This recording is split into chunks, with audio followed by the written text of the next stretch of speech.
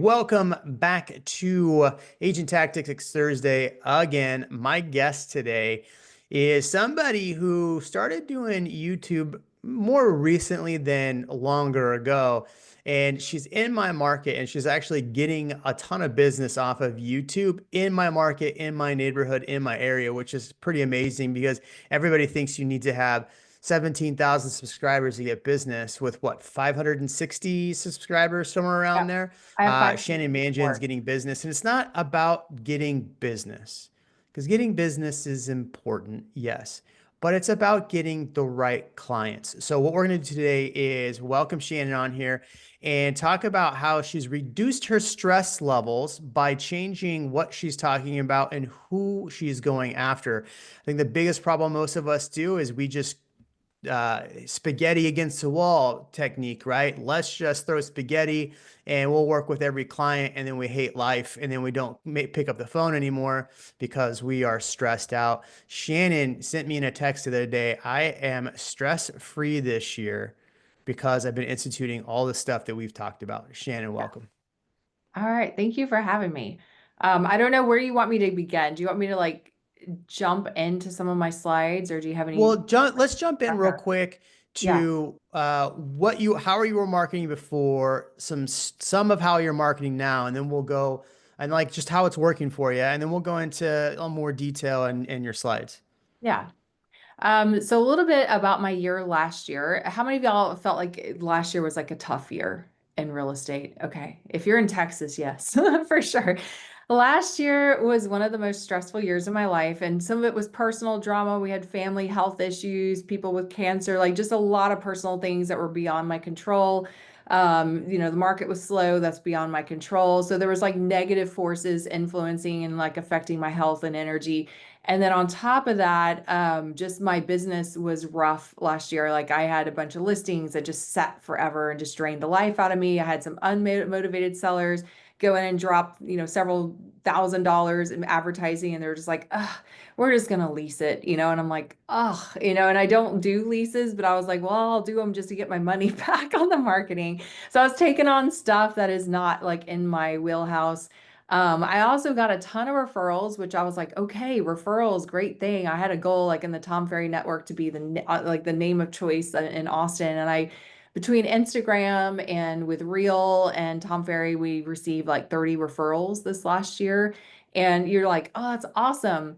Not all of them work out. I think we got like half of them under contract and closed. Some, don't end up moving here or whatever. But there were several referrals that we closed and we knocked it out of the park, but they were just angry, mean clients that I would have never picked. I mean, just ugly. I was cursed at. I didn't deserve it. And I don't have that personality. So it was like really like grating on my energy again, where I was like having panic attacks, not sleeping. I mean, it was bad. And so at the end of the year, I was just like, I am done with this. Like, I need to have like better energy. And I like what is working for me, what's not. So I am going to break down a little bit. Is it okay if I share my screen and just kind of share Yeah, my slide? I I already, just yeah, want to give you that quickly just so you know where I came from. And then I will just show you kind of how I made some big changes. And so the theme today is just like asking better questions to attract better clients. And since I've implemented this, like I said, I wake up now and I have energy. I'm excited about what I'm doing. I can like relax. I sleep better. I actually went to a doctor for like a checkup, and the doctor asked me, "What are you doing?" Because she's like, "Your thyroid level is healthier, your blood pressure is better, your weight's like a little better." She's like, "What are you doing?" And I was like, "I eliminated my stress." So I mean, and for a doctor to say that without me telling him, I was like, "Okay, this is actually helping me a lot." So let me go to, all right. So think about that. What I did last year was I did a lot of journaling, and I actually bought a thing called the Full Focus Journal. If you ever have read the book Free to Focus or Buy Back Your Time, it's kind of based on some of that concept, but you can use any journal. But think about the first question is some self-reflection, like what situations drained your health, wealth, joy, energy, and time. You can reflect on this year or you can reflect on last year. but you really want to pinpoint like what are the things that are draining you in your business. And each answer, I mean, that's why I want you to kind of reflect on it personally, but it's a huge thing. A simple example is like I really was drained when all of a sudden I would get a bunch of listings. I mean, they kind of come in waves, and to all of a sudden have to input all this stuff into the, like into your MLS. I realized like that's a time suck. It was draining me from other things. So I ended up paying my transaction coordinator a little bit more money. And I was like, you're just going to handle all this. It's cost me a little bit more, but the buyback of my time has been worth it. So once you have your list, here's some of the ones that I came up with. The biggest thing, I was talking with my coach, he's like, where are you spending a lot of your time? And for me, it was driving.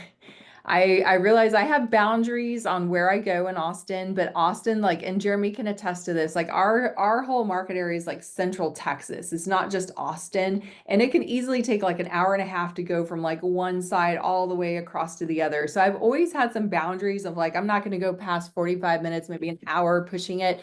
But now this year I've like cut that in half. Like I only want to drive no more than like 25 minutes. And if it's going to be beyond that, it better be like the perfect client and the perfect scenario. Otherwise, I'm just going to say no, refer that business out, or I have an agent on my team that, again, she might be able to take it, but I'm going to just say no to the things that require me to just drive and drive and drive all over the city. Um, the second thing is I'm going to eliminate rude and disrespectful clients. Like I said, there was like, I had 3 last year, which was a lot. And one of them, I wished I could have just told them like, get rid of you, but I needed that sale. And that was a bad position to be in. Like, I need this sale. It was a luxury, like over $1 million. And I was like, I'm going to do it. And I did it.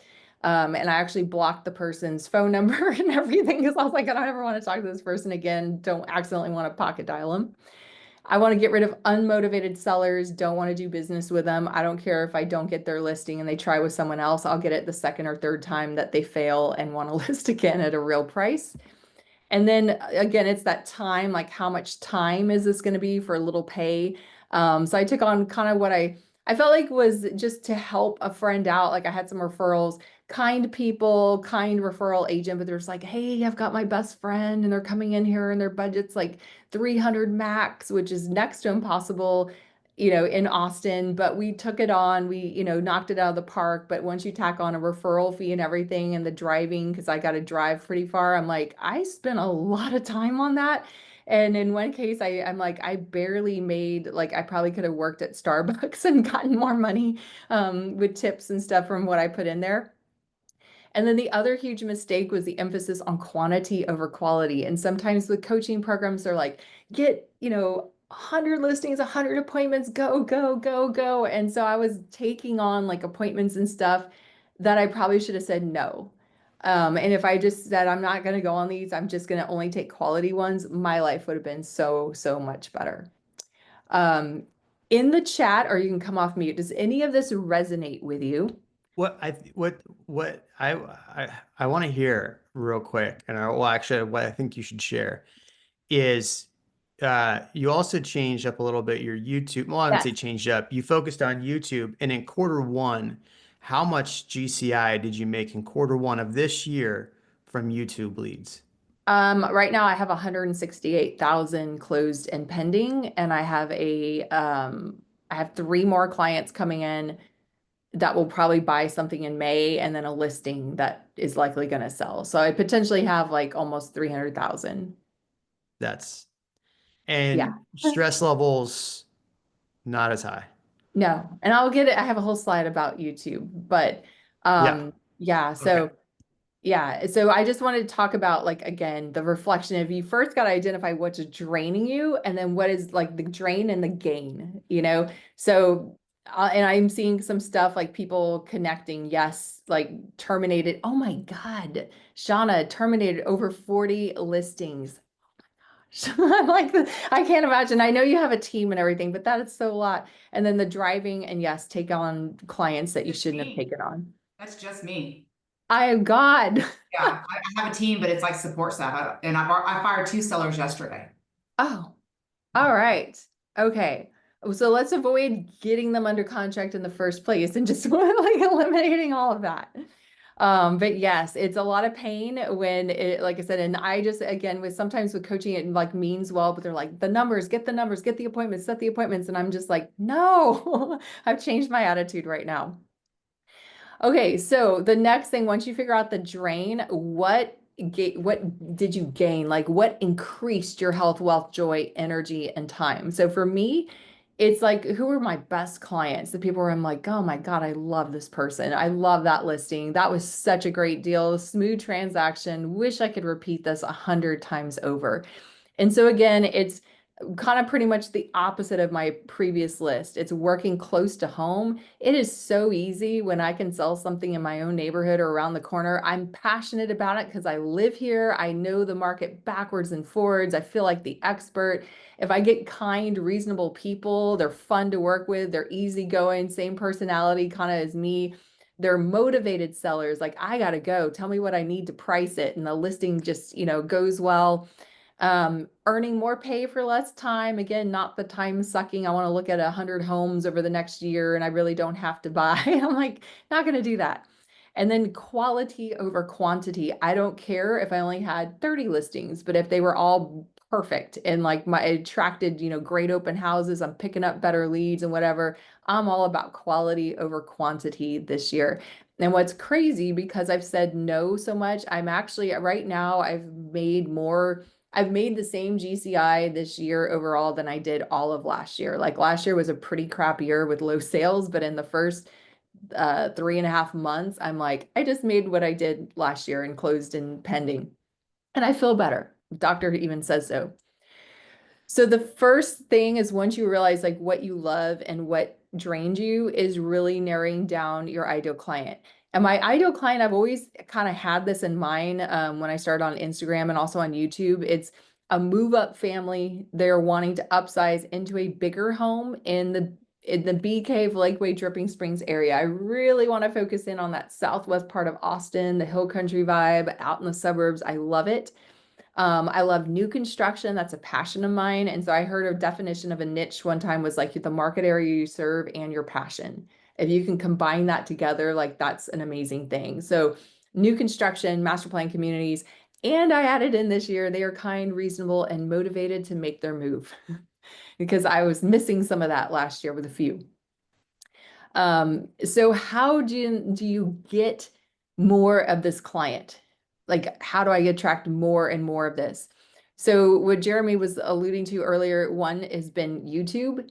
I cleaned up my YouTube channel about a year or so ago and really just started focusing on what do I want to sell. And so I've made it a goal to do a neighborhood tour, build a review, walkthrough of new models, updates on like the newest neighborhoods in my area that are the higher end new construction. I don't really want to target the first time buyer way over, like, where can you get the house for 300,000? I would love to sell one house that's $1 million instead of 3 or 4 houses that are 300,000. It's the same pay, way less work, and I don't have to drive. So one of my goals was to level up my price point. And so all I've done really, if you look at my YouTube channel or whatever, please don't subscribe to it, but you can look at it for inspiration, is I've picked out like Sweetwater is the neighborhood I used to live in and Provence is where I live now.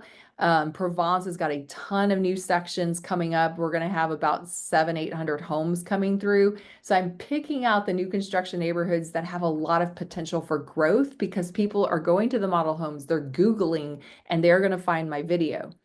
I'm also doing honest builder reviews where it doesn't sound like a sales pitch, but like I gave a very honest review of what my experience was like buying with Weston Homes, both the good things and the bad things that did not go well. And I get so much business from that video. I'm doing one this week. I'm filming some stuff tomorrow, and one's a review of Highland Homes, which I love. But I'm telling the stories then of like 3 people that we just got under contract with Highland Homes. All 3 of them came from YouTube, but now I'm sharing like, what was it like working with this builder? What did they buy? Why did they buy it? Why did they pick this neighborhood? And I am attracting more and more clients that want to do the same. What's also amazing is that these people are the kindest people, I'd like to say, because I'm a kind person. They're not chewing me out. They're not like barking at me, like saying things. They're just like, oh, I watched your videos. are you taking on new clients? Like, how amazing is that? They want to know if I have room in my schedule to take them on as a client. And I'm like, absolutely, and kind of tell me about what you're wanting. All of them are like 900,000 up to 2 million budget, because I'm talking about the houses and showcasing those higher end leads. And they are so far down the bottom of the funnel, because I'm not doing a lot of like, why is Austin cool? Like, I need to blend in some of that to probably get a little growth on my channel, but mine are so specific. It's like, here's Sweetwater versus Provence. The only person who's searching that deep in is someone that's like, I already got a job. I'm moving over here. I'm going to be the executive at AMD, which is kind of southwest part of town. My company's relocating me. I got to be there by June. I'm going to be flying in May 1st. This is a real story. Our budget's 1.1 million. We've already researched. We know we want Lake Travis. We looked at these two schools. We only want houses in these two school districts for the elementary. And could you please help us? Are you taking on clients? I'm like, sure. And so it just makes my life so much better, because I'm attracting the people again in my price point. And it's simply by showcasing all the neighborhoods in that area, in that price point. And I'm getting the people that are like searching and researching those areas. So how do I get those high-end clients? One is by, I should put these in a different order, creating videos that speak to that type of client. And then the other is attracting listings in that area, because listings are also like a magnet. If I have a great listing, looks beautiful, priced correctly, because I got a reasonable seller, I'm going to have an amazing open house turnout. I'm going to have like, I'm going to get a buyer pretty quickly. I'll probably get a referral, another listing in that area. So my two whole jobs as like a team lead this year is to make videos on YouTube or Instagram that speak and attract my ideal client, and to try to get high-end listings in my area. I stopped working with buyers this year, and my husband works with buyers. And then I also have a buyer's agent on my team that takes anything that's under 700,000. That's also kind of in our area. And we're only focusing on the higher end listings or higher end price points at this point. But just for me, like simplifying and having that aha moment of like, I only need to do these two things: get better listings and attract, put out videos. What I've done for myself is I make a personal goal. Each week I'm going to shoot 2 YouTube videos. My goal is starting in May. I'm going to be doing 2 YouTube videos a week. I'd only been doing 1 a week so far, but I'm going to amp it up to 2. I'm going to do 2 Instagram reels, and then 2 listing appointments. So 2, 2, 2, 2 YouTube, 2 Instagram, 2 listing appointments. If I do more than that, like this week I had 3 listing appointments. It's like, woohoo, awesome. If it's slow and I didn't get enough listing appointments, I'll knock out a couple more videos. I'll call some past clients. I mean, I just want to make it to my goal of 2, 2, 2, but it's like really cleared up my schedule and just made it so much easier to focus. Questions on that so far, or is this resonating with people? I think it's super helpful too, because a lot of people that I talk to are like, oh, my channel is not growing. I'm not getting subscribers. And Mine's slow, but it's because I'm so like specific. And I don't know. I mean, I do see Jeff was talking to, you might have your own opinion, Jeff, my coach, and I have a guy who edits my videos. He was like, yeah, throw in occasionally like some cool Austin stuff, because Austin is the broader term, but then narrow down, to some of those specific areas. But yeah, I only have 560 subscribers, but if they're all like wanting to buy a home in Lakeway Bee Cave, like I'm all about that. yeah, Again, it's kind of exactly. like quality over quantity. Although I definitely want to grow. So the only other thing I do also for like listings is I do postcards. I do have like a farm area and 2 little neighborhoods where I lived, and I will send that out. I run YouTube listing ads. I have a separate channel for listing ads that again go out to that neighborhood. So people are like seeing me there, they're seeing my postcards. And then we're working our open houses very strategically so that we're getting like, good leads, the first couple of weekends that they're there. And I've just really like been okay with saying no. I lost 3 listing appointments in my own farm earlier this year. And in the past, I would have been all devastated, like, oh my God, I lost him. And now I look at it as I dodged 3 bullets because Yeah. they didn't like click. I didn't realize. I thought I had good rapport with like the husband and the wife, and they kind of maybe threw out an objection, and I thought we like handled it and kind of talked about it. And like the husband's like, yeah, that makes sense. But I didn't realize like all 3 situations, the wife was like, nope. And so they either went with a higher priced agent, a discount agent, or they refused to stage or do anything. One was offended that I suggested I was going to bring in a stager to help. And she's like, no. And all 3 of them have not sold for months. They've done multiple price cuts. And I'm like, I know I could have done it so much better. So I track those listings now to see, okay, when those fall apart, I'm going to call back, hey guys, see if they'll take me back on the second round. But I'm just like, whew, get a better listing. So, so that is what I'm doing right now with YouTube. That's working. And then as far as the ideal listings, again, what I did to attract this is a picture. I'm super excited. I've got my very first ultra luxury listing. This is a $4.9 million listing on Lake Travis that I am so excited to be listing. This came from an Instagram friend referral. No referral agent, but just like someone that is on my Instagram channel that referred me to her family. And something that I've been doing on Instagram, I've kind of changed what I do. I used to do more like funnier, sillier stuff. I still occasionally will pull in humor, but I've really made it a goal to focus on high-end looking houses, better tours, more marketing.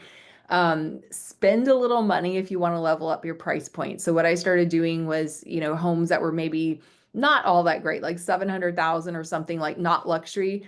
I'm paying for the twilight photos. I was just like leveled up. We got staging done and some of them I did like extra, like fancier reels. I paid for a more expensive videographer just so I could build up like a portfolio of like, hey, this is what my video marketing looks like, even though the house wasn't spectacular. But it's helped me get my foot in the door into more expensive homes because it's like, oh wow, you do that and that's house is like not that fancy. Here's what we'll do, for the next one. So you might have to spend a little bit more, but just put some dollars into leveling up the quality of the marketing to earn those higher sales. And on Instagram, again, you're going to see more videos of my listings, like really making them look beautiful, like really trying to class it up.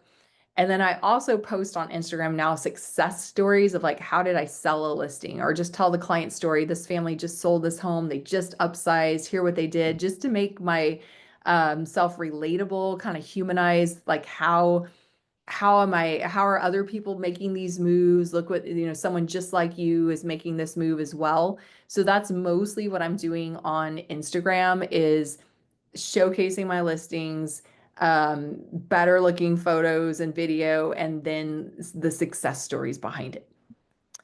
You were talking about doing twilight photos. Did you know you could take your regular, like this photo right here, Yeah. go into ChatGPT, upload it, and say, give me a twilight photo of this in this scheme, and Yeah. it'll do it for you instead of having to go pay for I'm going to photos. try that out now. We're Yeah, I just actually did it. It worked really well. Actually, I just did it. cool. Yeah. I I had to won't have tweak it to. a little bit on PicMonkey, but it came out great. Awesome. Okay, so I have a couple of questions. Oh my gosh. All right, let me see where we are.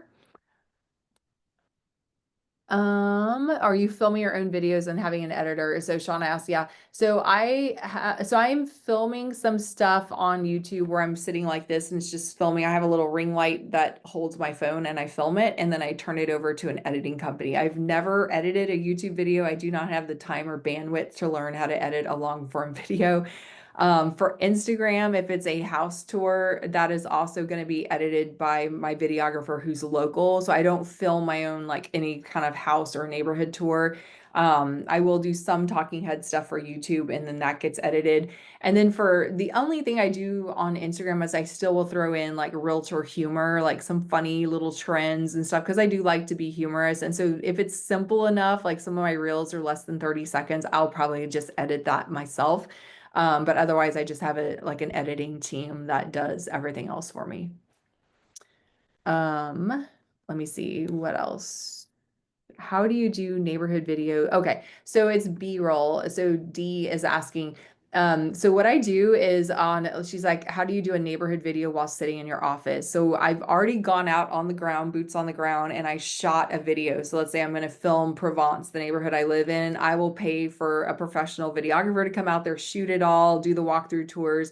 Then I'll go do a film of Sweetwater, the next door neighborhood, and do a big thing there, and then another one. Once I have all that, now I can do what I call mashup videos. So it's like Sweetwater versus Provence, or here's the top 5 neighborhoods in the Bee Cave area. And I tell my editor, I'll film it here, me talking, and then I just tell my editor, hey, like pull from little B-roll clips. So you can make an abundance of stuff. I'm doing one now because my neighborhood just unleashed. They approved the plans for phase 2 with like 800 homes. So again, I'm just like, okay, I live in Provence. I got to tell you the biggest news. There's all these new homes coming, and it's literally just me talking here. And I have like a map of the development, and that's it. So the reason I started doing that was also because of the cost, because it is costing me like $400 to $500 or so for my videographer to knock out these things. So if I can just do it at my desk and just send it to the VA to edit, that cuts a lot down on like pricing, and it just kind of changes up the style of my videos too. All right, any other questions so far? Okay, so that's how I'm attracting. And again, I've simplified my calendar. So Monday is my prospecting day. I am all about like calling, following up with people, following up with listings, reaching out to past clients. And just that's like our prospecting day. And my husband and I try to prospect a little bit together. So he's working all the open house leads, buyer leads, all that kind of stuff. And then Tuesday is typically my film day. So I'm going to, plan out what YouTube videos am I going to do, kind of plan out my Instagram stuff. I'm not great at batching. I usually am kind of like a week ahead. I want to get better at like batching out, especially for YouTube, but that's something that's still a work in progress. But I'm hoping I'm shooting like 4 videos this week. I'm trying to just bank ahead so that I can be like a month or 2 ahead on YouTube. And that's it. So Monday, Tuesday, and then the rest of the week is open for appointments. And so it just, kind of clears my calendar. If I don't have appointments, I'm going to go back to prospecting. I'm going to go back to making some more videos, talking to more on my stories to try to get more people. All right. So here's the fun thing is saying no. This is what's been like a game changer. It's been liberating. So how to avoid bad listings. That's what like really drained the life out of me. So I need to do a better job about the seller's motivation and really, really, really ask, because last time I took on some, they were like, oh yeah, well, if it doesn't sell, we can always drop the price. But then I also heard someone, they're like, well, we don't have to sell. So you need to lean in hard to that question. So tell me more about that. So what happens if you don't sell? What happens? Okay. So would you be willing to cut your price to sell? Okay. Tell me more about that. What price would you say I'm not going to sell below this? Okay. How did you get to that price? Whatever. So when you say you don't have to sell, you're like, you'd be fine living here another 5 years. And then sometimes they're like, no. I mean, like, I don't have to sell like right now. I could wait till, September or October, okay, so you do need to sell this year. All right, tell me more about that, really hone in on it. And if I had just asked like 4 or 5 more questions of like, tell me more, explain that. So you're saying 2 years, 3 years, you don't care. You really don't care. Okay. I would have just said if they like really don't care, and I know the price is here and our market crashed, so we're like here, I'll just tell them, guys, we're not there. And I will definitely help you like market, keep track of the market. And when I see the prices rising to get closer to where you are, I'll let you know. And sometimes they're like, well, can't we just try it? And it's like, it's just not going to work. I feel zero confidence that I can get you that price. I wish I could. I would list it in a heartbeat. But instead of having your house sit forever and now it looks like a stale listing and people are like, what's wrong with it? Let's just wait till the market swings up closer to your price, and then we'll try it then. Now, I do not know. That could be 2-3 years because our prices dropped 20% back in 2022. So it could be several more years down the road. And again, that kind of, sometimes they'll come back and they'll be like, oh, we can't wait that long. We do need to move. And I get the listing. Other times they're just like, fine. And they're just in my cold list that I will go back, circle around on every few months or so. The other thing is discussing price ranges up front. So I've added an extra step before I do a listing appointment. Is I used to send a little high note presentation, and it basically just has like a little bit about me, my background, like a little seller presentation. And then it has like a neighborhood snapshot of here's where the prices are. And I'll tell them, hey, I made this little presentation with you. Take a time, check it out, and then we'll meet together. We can discuss it. Well, now if I have any idea that they're wanting more or whatever, I'm just calling them and having it. Basically, it's just an extra phone call. So I send them the high note presentation. Hey guys, I sent you a presentation. Take a look at it. And then I will call them maybe like an hour or so later if I see that they've opened it and say, hey, here's what I have on there. I have my video marketing, whatever. I really wanted to highlight this though. I did a quick snapshot based on what you told me for homes in your price range, similar age, no green belt, no swimming pool. You haven't really updated just based on what you told me. Homes in that are similar in square footage and everything are selling right now between like 700 to 725. How does your expectation of pricing align with that price range? Just ask that simple question. I used to be scared that if I came in like low, I would lose the appointment and I'd lose out to another agent. But now I'm like, I don't even know if I want to get dressed up to go out the door because I hate driving so much. So I'm just like, how does that align? And sometimes they're like, that's spot on. That's kind of what we were thinking too. We're watching the neighborhood. They might say, oh my God, I paid 800,000 for this home because they bought at the peak of the market. I'm not going to sell unless I make money on this. Okay, why don't we have a Zoom? And I've done this now. I've rejected going to 2 appointments, and I said, let's just do a quick Zoom. And I talked them through the pricing. One poor couple would have had to have written a check for like $55,000 to get out from under the home from when they bought it in 2022 because they put barely any money down, FHA, and then the market tanked 20%. So having those conversations, the people respect what I'm saying. And we've just decided on both situations they're going to lease it. I don't do leasing. So I'm like, here's some property management companies, some other leasing agents I could recommend, but I definitely have them as future clients. But I spared myself like 2.5, 3 hours. I'm not getting all fixed up and like driving up there, sitting with them to tell them, hey, you owe 55,000 at closing, best case scenario. And then, oh, okay. And then drive home. So I now always am not scared to just say, just based on this, I haven't seen your home, but here's where things are. How does that fit?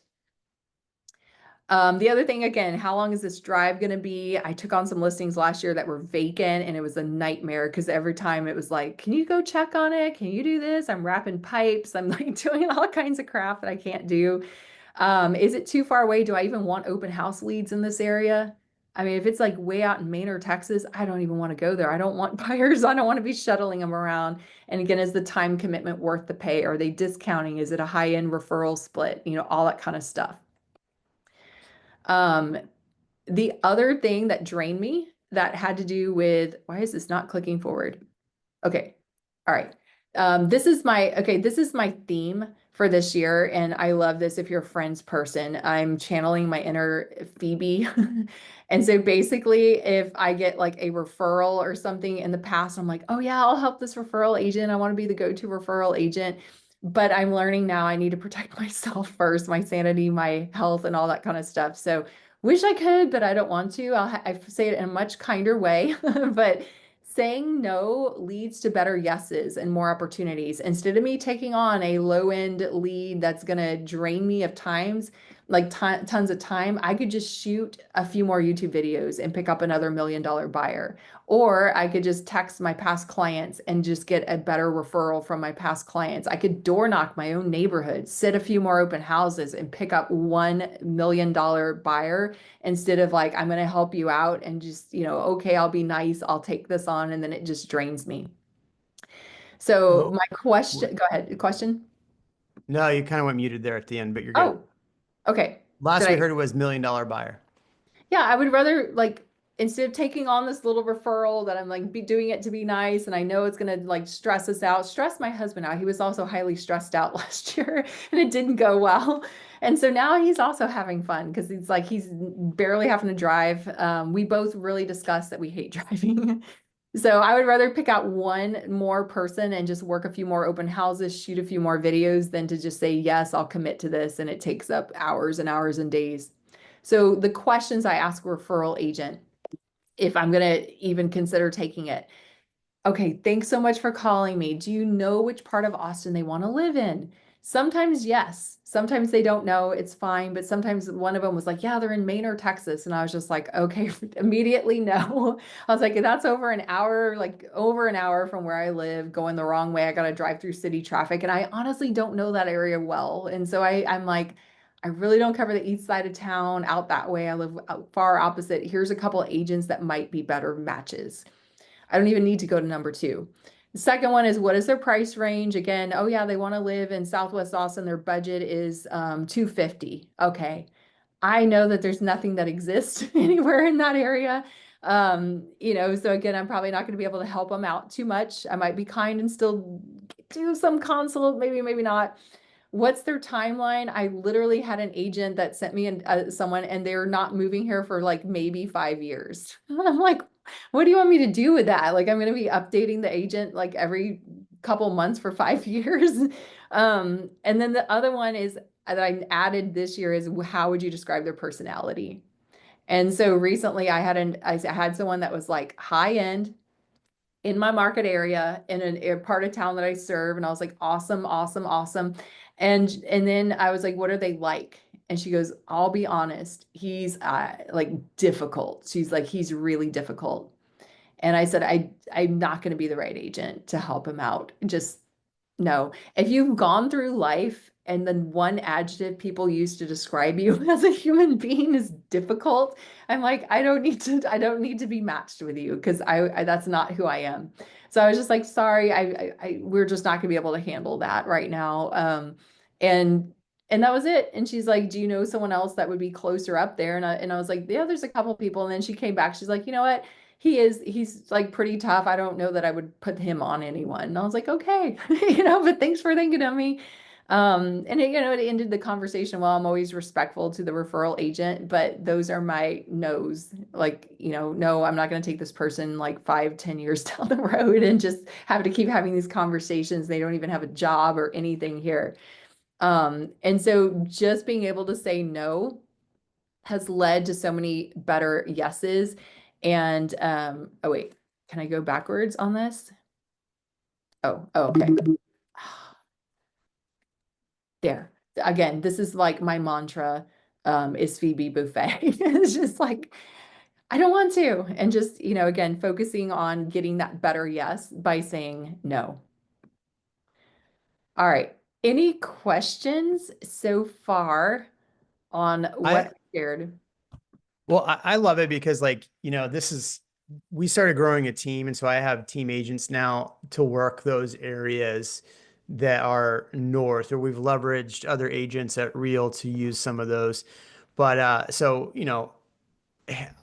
I'm with you. Like Eileen was driving to Leander and Liberty Hill, which I mean, you're out in Provence. For It's us, not the it's same. a Yeah. little bit further, but not much. So we're talking an hour and 15 to get from here to Liberty Hill. Like it's not worth it, but it's $1 million buyer. So it's like, how do you turn down a potentially $30,000 paycheck?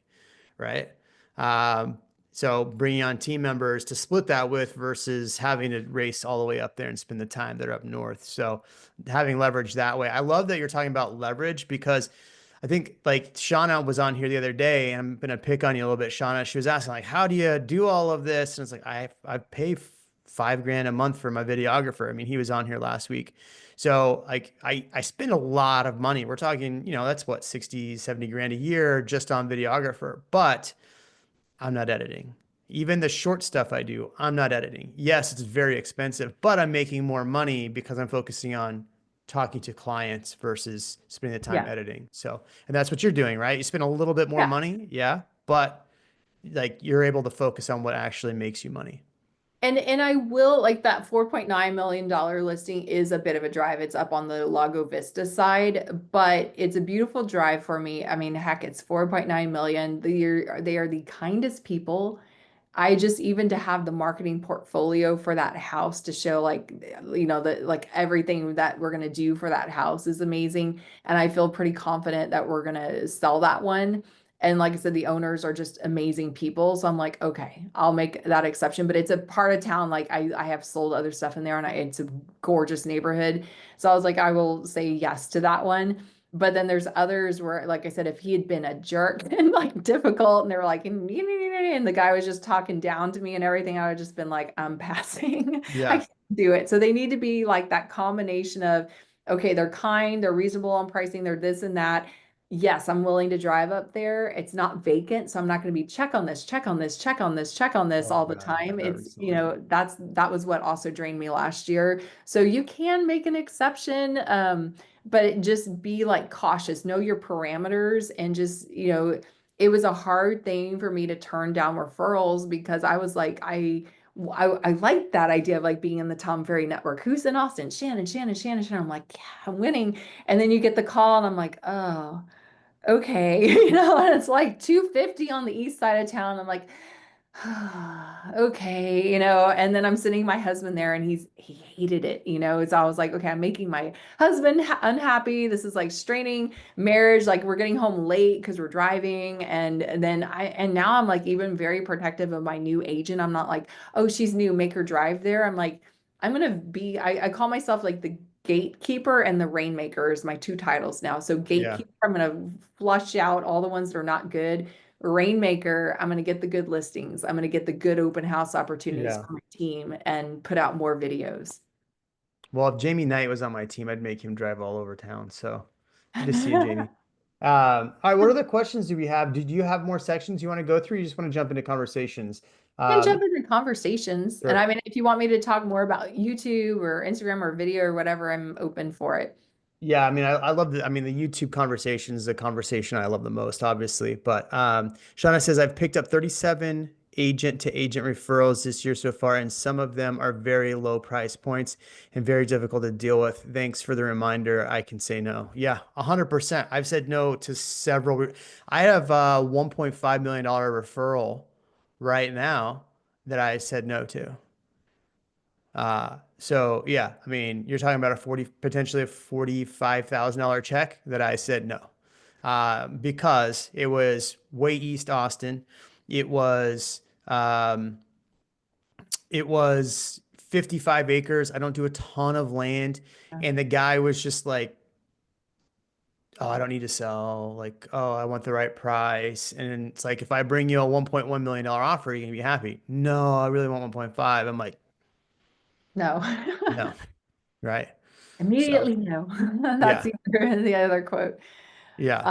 Um, Yeah, no, and I also am like also, I mean, I've learned to stay in my lane. Like sometimes it's like, oh, who wants this referral? And again, Shannon, like I get the call and I'm like, yeah. And then they're like, well, he wants like Airbnb that's going to cash flow and this. And I'm like, I really don't know the Airbnb market and all the rules and regulations. Or someone also, I love master plan new construction communities. One person was like, okay, they want to get like some land and with a nice house and they want to have goats and chickens. Okay, it doesn't matter. So immediately I'm like, okay, no HOA, but do you know the time commitment of reading deed restrictions in Texas to try to, I mean, just because there's no HOA doesn't mean that you can have baby goats and whatever. So I'm like, I need someone that specializes a little more in rural. I mean, just the time commitment of figuring out all these deed restrictions. Can you build this? Can you not? Like, I'm definitely not a land person. I've sold land and that's on the buyer to research that, but I don't want to be the buyer agent trying to tell you, yes, you can build a whatever you want, a barn dominium and put goats on it. I'm like, I do not want to be responsible for figuring that out. So you got to know what your strengths are and lean into your specialties for sure. What's funny is that people think that buying a barn dominium is cheaper than building a house. Same. I can No, tell you, I've priced it out for clients. It is not, no. and it's a big headache too. So My favorite is these houses are too expensive. I just want to get land and build my own. I'm like, that's like the worst. That's the most crazy expensive thing you could do is try to get the land, the utilities, all that stuff, dig a well, and then try to figure something out. But yeah. yeah, there's a reason why that land is cheap. Yeah. Yeah. All right, Dee, what do you got, girl? Good to see you. You've been on here a few times. Good to see you back. What questions you got? Oh, Shannon answered all my questions. This was so amazing. This is exactly what I needed to hear right now. I need to Good. fire a couple of clients. Oh, good. Refer them off. I mean, instead of firing them, referring them to somebody else Yeah. that you hate, Yeah. you know? Like focus on things that are going to build you better business instead of, working with $250,000 leads. But yeah, like someone else said here, really have a hard time saying no, not, I mean, not because I want to make money. I'm probably going to end up paying them to buy that house, but just because, it was a referral from a lender and I'm like, I want to build a business with this person and it's their sister. So I'm like, I'll take it. And it's turning into a nightmare where I'm literally driving for 3 hours to show one property. But anyways, I'm not going to go into that. This was really amazing. Yeah, I really need to reconfigure my business and start thinking about, exactly what Shannon said. Because, like, look how amazing it is that she was able to literally reconstruct her business and focus only on higher end stuff. And, by saying no a lot, which, yeah. And the thing is, Yeah. you can't just say no to everything. You do need to be attracting the right kind of business. And so there could be some sweat equity, but instead of you sweating around, like driving, like I said, all over with this lower end client, taking them wherever, what if you just said, I'm going to work 2 open houses this weekend in the ideal price point? Look for the first weekend only, open houses that are likely going to attract a good turnout, and see if you can get in there. If you don't have listings, ask the agents in those neighborhoods, hey, I saw this new listing. Can I work your open house? Can I work your open house? Whatever you can do. And so, but you do need to like also get some of those, clients as well. But like I said, I would rather channel my energy in my neighborhood, even if I had to door knock or whatever. At least I'm talking to people in the homes that I want to sell, as opposed to just shuttling someone in a car. Okay, a couple questions. YouTube leads, are they the best leads? Absolutely, 100%. Like, by the time a YouTube lead calls me, they've already been watching me for, like, someone will say, we've watched you for hours. And I'm like, oh my gosh, okay, I guess I've done enough enough videos to have hours of stuff. So they're not even interviewing agents. They're like, we watched a lot of videos. Sometimes I'll ask them, why did you call me? Well, we liked how honest you were. We liked how you said like the pros and the cons. Your personality, she's like, you're like my kind of person. I liked how you explained this or that. So there are people that resonate with me. It's the saying, your vibe attracts your tribe. I'm not having to haggle over commission. Like, and again, I tell them when we do it, most of them are buyer leads. And so I don't work with buyers, but I will make sure that my husband and I are on there together just to present, because I'm kind of like the face. I will try to sit in on the initial Zoom consultation. And then, depending on the price point, I might say, I'll be working with you with an agent on my team named Donna, because she's newer, and I will help make that transition to Donna. If it's like under 700,000, but if it's like over, then it's like, okay, Tyler, I'll let him kind of take the lead on that. And, so I'm at least sitting in on the consultations for now. If I get super busy, then I probably can't do that, but that's, something I'm doing right now. But yeah, the YouTube ones are like so far bottom of the funnel that, I mean, they're just like, I'm ready to go. Um, how are YouTube leads contacting you? So in my video, like anywhere in the captions, top of the page, mostly it's with Calendly. I have a little link where it's like book a consultation, call me here, set up a time to talk. And it's just like my Calendly link. My Calendly is set up so that they can only book like a max of 2 weeks out. I don't want someone putting some crazy thing out in June, or, like it needs to be like very close. I asked 3 simple questions as well to help me prepare. So questions are key. So it's like, what are you hoping to accomplish on this call? And then second, is there anything I should know to help me prepare for our discussion? And I know immediately how they're finding me. So it's like, if they're like, oh, I'm selling my house in Sweetwater, I'm like, okay, it could have been from a postcard or a neighbor referral or something like that. But if they're like, I was watching your channel and I'm researching Provence or whatever, like I know immediately by what they say how they found me. And I can tell right away, okay, that's a farm, like a postcard lead, or that's a YouTube lead. And they're usually very specific when they're from YouTube. Like, I watched this video and that video and that video, and I want to know about this, this, this, this, this. And so Calendly, sometimes they may call me directly. Occasionally, I think we've gotten an email, but usually it's straight through Calendly. Okay. What percentage to referral agents? It varies. I would say majority are like 25%. Occasionally I've gotten some that are like 30.